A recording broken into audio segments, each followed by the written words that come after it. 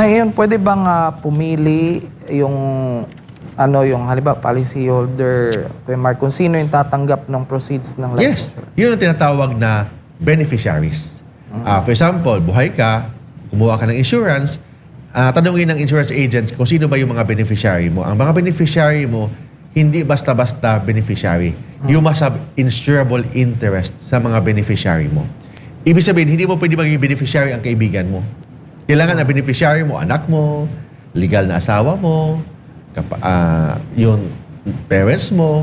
So, yun ang pwede mo maging beneficiary. It means you must have insurable interest.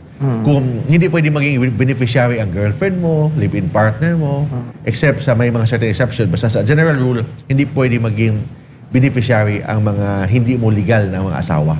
Kasi kailangan to be a beneficiary, you must have insurable interest. And under the law, para maging beneficiary ka sa isang, for example, kumuha ka ng insurance, dapat i-indicate mo doon sino ang beneficiary mo. Then tapos indicate mo kung yung beneficiary mo, revocable ba or irrevocable beneficiary. Kasi pag revocable, pwede mong palitan anytime. Irrevocable, hindi mo na pwedeng palitan without their consent. Okay.